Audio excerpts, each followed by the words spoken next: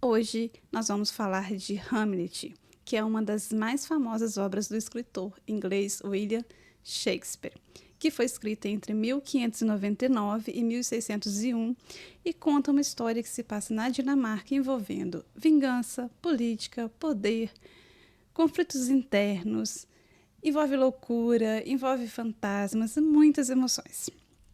O Hamlet, ele é o jovem príncipe da Dinamarca que vai retornar dos seus estudos na Alemanha para encontrar o seu reino em desordem. O pai dele, que era o rei Hamlet, morreu recentemente e o tio dele, o Cláudio, já assumiu o trono e se casou com a rainha Gertrudes, que era a viúva, né, de uma forma muito inesperada.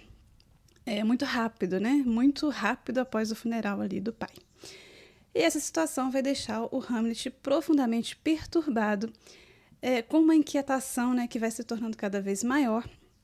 E isso vai ter o seu ápice ali quando o fantasma do pai surge diante dele, do Hamlet, nas muralhas do castelo, revelando para ele que foi assassinado pelo próprio irmão, o Cláudio, com veneno, e exigindo do filho Hamlet que vingasse a sua morte.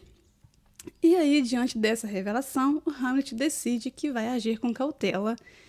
E para ganhar tempo e observar o Cláudio, o seu tio, sem levantar nenhuma suspeita, ele vai fingir que está louco, confundindo aquelas pessoas que, né, estavam ao seu redor. O Polônio, que era conselheiro do rei, acredita que a loucura do Hamlet é verdadeira e é consequência de um amor que não correspondido que ele tinha pela sua filha, a filha do Polônio, né?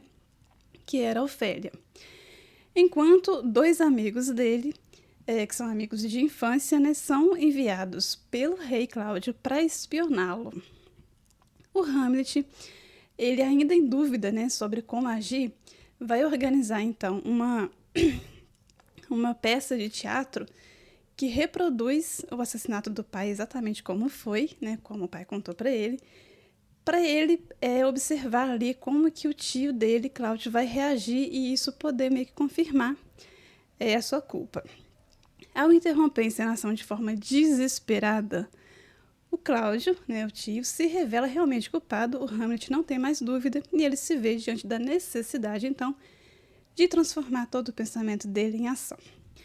Mas o destino age com sua própria crueldade. Durante um confronto com a mãe, o Hamlet vai acabar matando o Polônio por engano, acreditando que ele estava matando o Cláudio, e esse erro vai desencadear uma série de tragédias.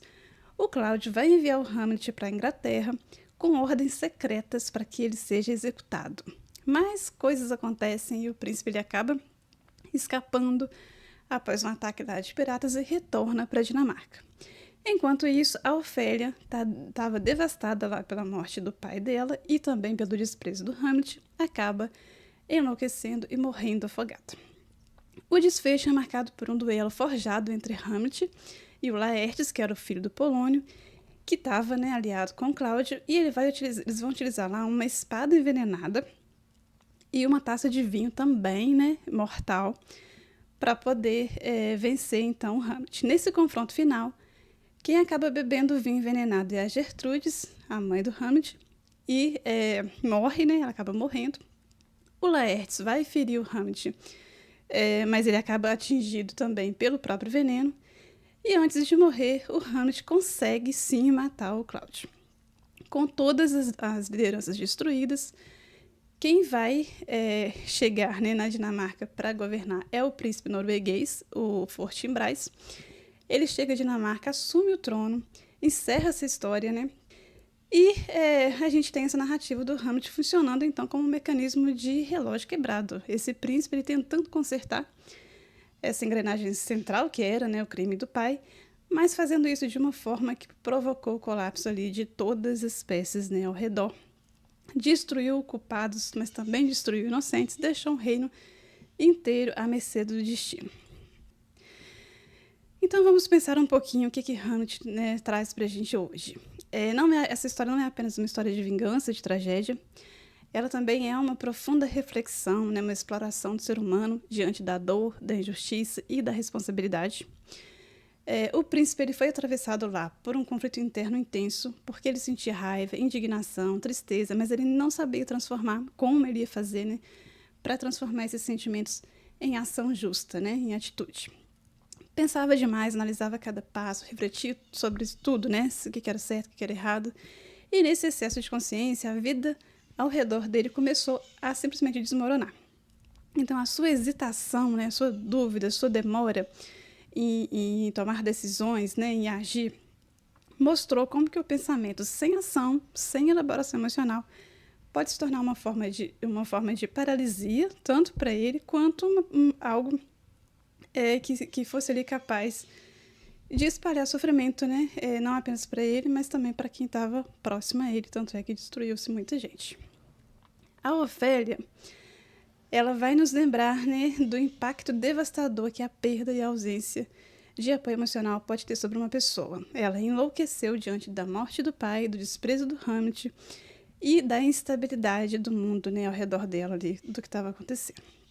O Shakespeare, então, nos apresenta aqui a fragilidade humana diante de um ambiente social e afetivo totalmente desestruturado. Isso é, sim, um retrato psicológico que vai atravessar séculos, né? O luto, a solidão, a perda de sentido, a dificuldade de lidar com emoções, né, complexas, difíceis, que continuam tão profundamente atuais, né, tão nos tocando hoje. E é por isso que essa peça é tão reproduzida e tão atemporal, né? A peça também revela pra gente algo sobre sociedade, sobre poder, sobre política, né? Quando a corrupção ela tá no topo, no caso aqui no trono, né, da Dinamarca, ela se espalha por toda a estrutura social.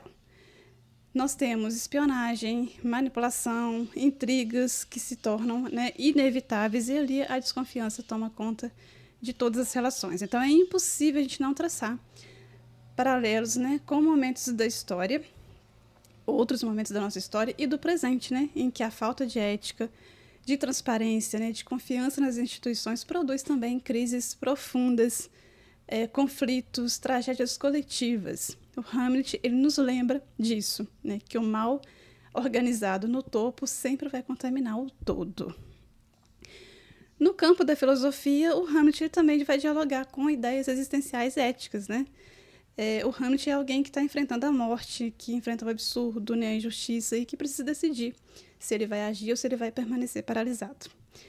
O Aristóteles ele nos falou disso, de que a virtude está no equilíbrio, né, da ação, que está no meio, mas o Hamlet ele vai ultrapassar todos esses limites porque, para ele, o excesso de reflexão o impediu, na verdade, de agir com prudência, né? Por outro lado, para um olhar existencialista, ele é o homem moderno que encara a pergunta mais radical que a gente tem: como viver diante da morte e da impossibilidade da gente controlar o destino.